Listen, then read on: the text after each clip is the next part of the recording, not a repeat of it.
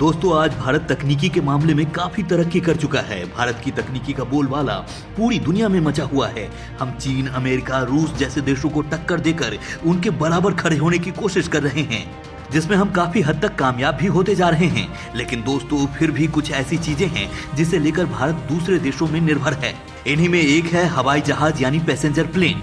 आज देश विदेश में जितनी भी एयरलाइंस के हवाई जहाज उड़ रहे हैं उसे सिर्फ दो ही कंपनी बना रही है और वो है बोइंग और एयरबस। ये दोनों ही विदेशी कंपनी है। भारत का इन कंपनियों से कोई लेना देना नहीं है। आज भारत की ताकत और तरक्की का डंका पूरी दुनिया में बजा हुआ है, लेकिन फिर भी आज के टाइम में हम हवाई जहाज बना पाने में सक्षम नहीं हैं। आखिर ऐसा क्यों है? जबकि भारत में कई स्वदेशी फाइटर जेट और छोटे विमान बनाए जाते हैं, तो फिर क्यों भारत पैसेंजर प्लेन नहीं बना पा रहा है? क्यों वो विदेशों से इसे निर्यात करता है? ये जानेंगे इस वीडियो में। लेकिन दोस्तों आपको ये बता दें कि भारत में साल 1980 से हवाई जहाज बनाने का काम शुरू हो गया था, लेकिन भारत को इसमें कामयाबी नहीं मिली, जिसके बाद आज तक कोई भी बड़ा हवाई जहाज बनाया नहीं जा सका। दोस्तों भारत की काबिलियत क्या है ये पूरी दुनिया जानती है। वहीं हवाई जहाज की मैन्युफैक्चरिंग की बात करें तो ऐसा बिल्कुल भी नहीं है कि हमारे देश में रिसोर्सेज की कमी है या फिर टैलेंट की कमी है। भारत के वैज्ञानिक और डिजाइनर काफी टैलेंटेड हैं। वो काफी अच्छे हवाई जहाज बना सकते हैं, लेकिन इसके बावजूद हम इस सेक्टर में पैर नहीं जमा पा रहे हैं, जिसका सबसे बड़ा कारण है एविएशन मार्केट, जो पूरी दुनिया के बाकी देशों के लिए भी परेशानी का कारण है और वो भी पैसेंजर प्लेन नहीं बना पा रहे हैं। इसी एविएशन मार्केट पर इन दो कंपनियों का ही कब्जा है और ये दोनों कंपनियां ही इसे अपनी उंगलियों के इशारे पर नचाती है, जिसके कारण कोई भी बाहर की कंपनी को एंट्री नहीं मिलती है और भारत भी उन्हीं देशों में आता है जिसको इस एविएशन मार्केट में एंट्री नहीं मिलती है। आपको बता दें कि आज के टाइम में बोइंग और एयरबस 99% मार्केट शेयर करते हैं। दोस्तों ऐसा क्यों है? इसको समझने के लिए आपको एविएशन मार्केट को पूरा समझना होगा, साथ ही इन दोनों कंपनियों के इतिहास को भी जानना होगा। तो चलिए जानते हैं आखिर क्या होता है एविएशन मार्केट।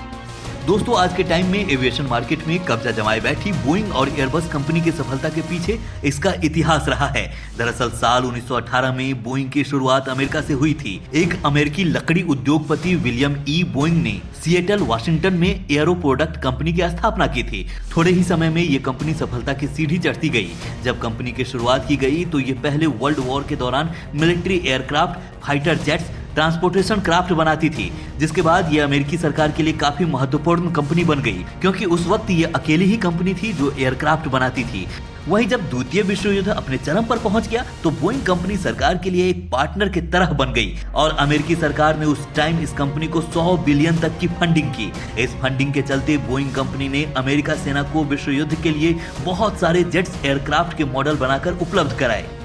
वहीं द्वितीय विश्व युद्ध खत्म होते ही बोइंग और अमेरिकी सरकार के बीच कॉन्ट्रैक्ट इतना बढ़ गया कि सबको लगता था कि बोइंग कंपनी को अमेरिकी सरकार चला रही है, और एक तरह से यह सच भी था।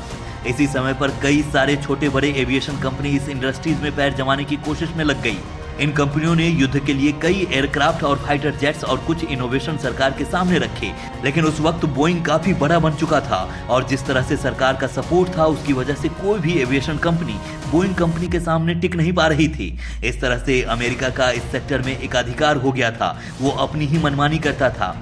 वहीं अमेरिका की दादागिरी को खत्म करने के लिए आखिर में जर्मनी, फ्रांस और यूके ने फैसला किया कि अपनी छोटी छोटी एविएशन कंपनी को मिलाकर एक बड़ी और ताकतवर एविएशन कंपनी बनाएंगे, जिसका नाम रखा गया एयरबस, और इसी तरह एयरबस कंपनी की शुरुआत हुई।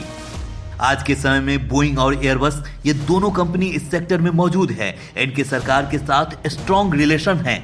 वहीं सरकार के साथ अच्छी बॉन्डिंग होने के कारण इन कंपनियों को काफी अच्छी मात्रा में फंड और रिसोर्सेस मिलते हैं।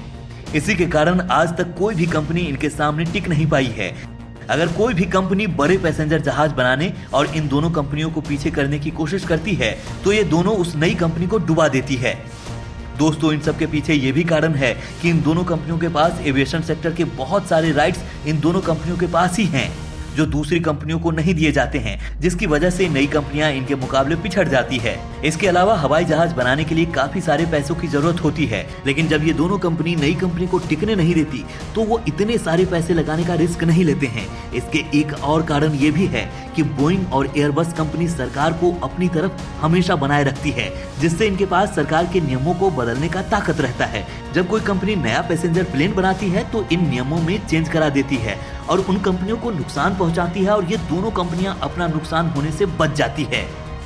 वहीं भारत की बात करें तो उसके पास सभी तरह के एयरक्राफ्ट बनाने की कैपेबिलिटी है और कई बार भारत छोटे छोटे एयरक्राफ्ट बना के बेच भी चुका है। लेकिन जब बात बड़े पैसेंजर जहाज की आती है तो वो सिर्फ इसे खरीदता ही है। लेकिन जिस दिन भारत इस सेक्टर में उतरने की कोशिश करेगा तो वो भी इन दोनों कंपनी बोइंग और एयरबस की टारगेट में आ जाएगा और इन कंपनियों के रूल्स और पॉलिसी के चक्रव्यूह के आगे टिक नहीं पाएगा। लेकिन दोस्तों, आज भारत छोटे छोटे एयरक्राफ्ट बनाता है और बेचता भी है। वहीं बड़े जहाज की बात है तो भारत की जिस हिसाब से सरकार की पॉलिसी है, अगर भारत सरकार किसी भी कंपनी में पैसा इन्वेस्ट करे तो सरकार पर कई सारे सवालों और मुसीबत का सामना करना पड़ेगा और उस सरकार का नाम खराब हो जाएगा। इसलिए कोई भी सरकार अपना नाम खराब नहीं करना चाहेगी, जिसकी वजह से आज की टाइम पर भारत कोई भी बड़े पैसेंजर हवाई जहाज नहीं बनाता। लेकिन दोस्तों, दुनिया का पहला हवाई जहाज भारत ने ही बनाया था। अंग्रेजों ने पूरी दुनिया में यही ढोल पीटा हुआ है कि 17 दिसंबर सन 1903 को अमेरिका के कैरोलिना के समुद्री तट पर वाइट ब्रदर्स ने पहला हवाई जहाज बनाकर उड़ाया, जो 120 फीट उड़ा और गिर गया और उसके बाद फिर आगे हवाई जहाज की कहानी शुरू होती है। लेकिन दोस्तों, 1903 से कई साल पहले सन 1895 में हमारे देश के एक बहुत बड़े विमान वैज्ञानिक ने हवाई जहाज बनाया और मुंबई के चौपाटी के समुद्री तट पर उड़ाया और वो 1500 फीट ऊपर उड़ा और उसके बाद नीचे आया। जिस भारतीय वैज्ञानिक ने यह करामात की, उनका नाम था शिवपुरी बापूजी तलपड़े। वो मराठी व्यक्ति थे।